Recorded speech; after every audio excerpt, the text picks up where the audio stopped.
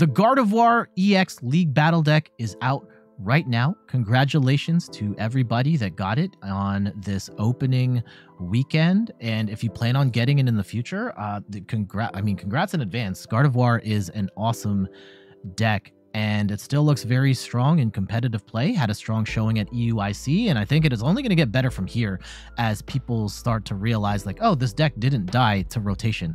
But I want to take this time right now to take some guesses on what League Battle deck is coming, or decks are coming next.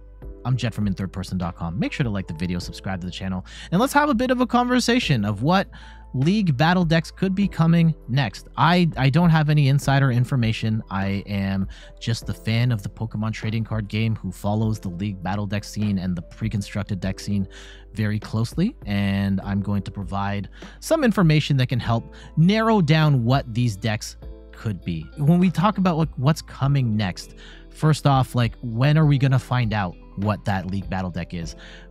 I have a hunch it's going to be late August. As you can see, the last 3 League Battle decks, we found out about them between the 25th and the 31st. So at the end of August, they will let us know which deck is coming.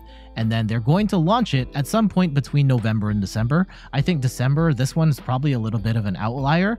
I would expect the next League Battle deck to be coming out in November of 2024. And then something to keep in mind in terms of what gets the League Battle deck treatment is that we're going to have a couple of sets after this one with new cards, right? Twilight Masquerade's coming. There'll probably be at least one more set, but two to three more sets between now and the release of the next League Battle deck. And it's not gonna be any of those new decks that come out later, right? Miraidon, when that got a League Battle deck, that deck was 8 months old. Mew was about a year old. The Urshifu decks were 8 months old. And that means that the deck that's going to be the next League Battle deck, we probably have in our meta right now. And that's a really exciting thing to think about. And I know the meta is going to change in a couple of months, and who knows what's still going to be good or not good. But we kind of already know what this deck is going to be. So I want to take some guesses on what that could be. Furthermore, are we getting one deck or are we getting 2? Now, up until last year, we always got 3 League Battle decks. And when they drop 2, it's always in a pair and there's some sort of connection there, right? So the Reshiram and Zekrom ones, those got released together. The Urshifus got released together. The Calyrexes got released together. Last year, we didn't get that. And I mean, they could. Maybe Pokemon has decided that they're only going to do 2 League Battle decks a year, which would make me very sad. I have a sneaking suspicion they didn't do it this year or last year because Koraidon was not good competitively. Miraidon was great. Koraidon was not. And I think releasing a Koraidon League Battle deck didn't make any sense because there's no good cards to surround Koraidon with. So they just went with 1. I am hopeful that we get 2 League Battle decks in the fall. I'm not entirely sure. And if we do get 2 League Battle decks in the fall, they're probably going to have to be tied together in some sort of thematic way, such as Ancient and Future. And there's a specific pairing that if they're gonna go that route, then it narrows it down to 2 decks that it could be. And one of them I'm pretty excited for, and one not so much. League Battle decks have 6 holo foil cards in them, no more, no less. And up until now, the holo foil cards have always been Pokemon, but maybe that changes this time around. We do have A-Specs coming in they're out in the game right now. They're awesome. Every competitive deck has one, and it seems like it would be kind of weird to not include an A-Spec in the League Battle decks. I'm keeping my fingers crossed that we will get A-Specs in the League Battle decks going forward, but there's no precedent for anything other than Pokemon appearing on the front of the box. So we're going to have to wait and see on that. One more thing worth noting here is that we are not going to be getting any Regulation Mark F cards in the next League Battle deck, with this deck coming out in the fall of 2023 and rotation presumably hitting in spring of 2024. There are a bunch of cards that we are using in our meta right now that will not get in the League Battle deck because they rotate too soon. And that's going to include stuff like Radiant Greninja, Bibarel, Rotom V, Entei V, every V-Star Pokemon. If you're still holding out hope that you're going to get a Lugia or a Giratina deck, no, that's not happening. It's not happening. So when we talk about these decks, keep that in mind, that if a deck is really hinging on F cards, we're not getting those. So that could disqualify some of the potential predictions you may have. With all of that said, I think there are a couple of great candidates for the League Battle deck. And my first prediction, this was my favorite last time, and I'm still a little miffed we didn't get it last time, but this time would be fantastic. Charizard EX, still the best deck in the game right now. It is the most popular TCG Pokemon, right? Everybody loves that iconic Charizard Gen 1 from base set, and its popularity has never waned. And I think that this is the perfect mix of, here's a really strong deck with the most popular Pokemon on it. This thing's going to sell like gangbusters to competitive players and people who are just curious about trying the game, and they see Charizard in the box and are like, yeah, I'd like Charizard. I'm going to buy that box. Charizard in its core is mostly going to survive the 2025 rotation, and you can build it in 6 holofoil cards. For example, here's one configuration I've got here with 3 Charizard EX and 3 Pidgeot. Now, 3 Pidgeot's a little much, but I don't think there's any other sort of ultra rare holo cards you would put in. Again, we're not going to get Radiant Charizard because that's rotating. We're not going to get Rotom, that's rotating. You're not going to get Lumineon, that's rotating as well. So here's an extra Pidgeot, fine. The other way they could go about it is with a 3-2-1 line where you take out 1 Pidgeot and you put in an A-Spec instead, whether that is Prime Catcher or Maximum Belt or any other A-Spec that could be a good fit for Charizard going forward. So this would be my number 1 pick for a League Battle deck this fall. My number 2 pick, and this is a hot new one, got multiple spots in top 8 at the European International Championships, Iron Hands EX, and this is such a fun deck to play. It's basically the new Miraidon, one of the hottest and strongest new decks. It's going to survive the 2025 rotation, and you could look at it as having some synergy with the Miraidon League Battle deck, and this is something they've played into before. The Zapdos Deluxe Battle deck, you can plug into Miraidon. This future one, you can just put the Iron Hands into the Miraidon League Battle deck, and that would be great. You also have a little bit of flexibility in how you build it, because if you wanted to turn it from a Iron Hands deck to a future box deck, you can, and you could reasonably build it with 6 holofoil cards. You're gonna have to do some work here and there, but you can get a lot of it with just 6 holofoil cards. Here's the first configuration I came up with: 3 Iron Hands as your primary attackers, and then 3 Iron Crown. You'd probably need one more. You might need one more Iron Crown. I personally play this deck with 4 Iron Crown. Some people play it with 3, and that could be enough. And you're rolling, that would be fantastic. Even if you want to get one more Iron Crown, that's not too bad. We also have potentially taking out one of the Iron Crowns and putting in an A-Spec card instead. I think I would be more excited for an Iron Hands Iron Crown deck than a Charizard deck, but I think Charizard is probably the favorite to get the next one. And then last but not least, if we wanted to go in more of a future box route, we could throw in a couple of Iron Leaves here as well with the even 2-2 split. 2-2-2 split.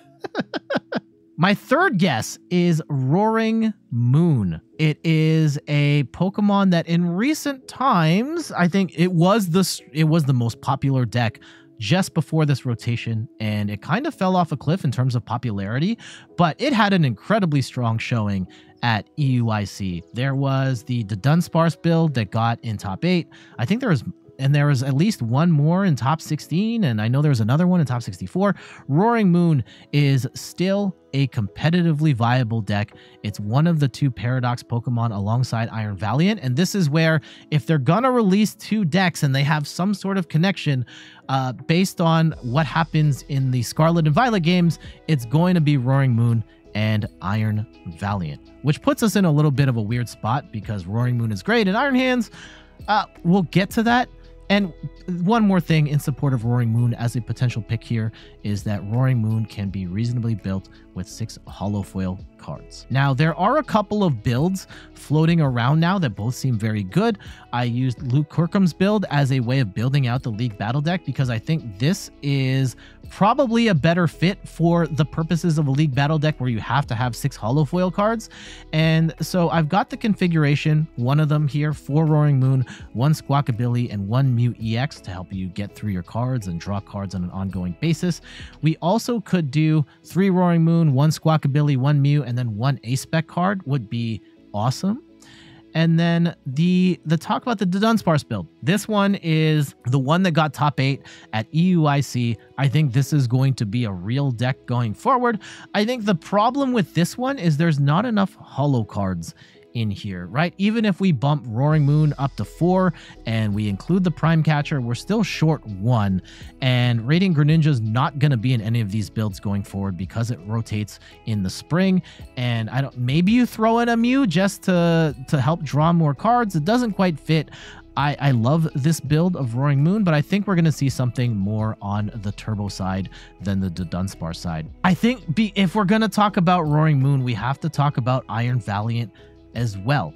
It is the thematic pairing with Roaring Moon based on what happens in the Pokemon Scarlet and Violet games. I'm not going to spoil it for anybody, but those two are inexplicably, they are linked. They are linked.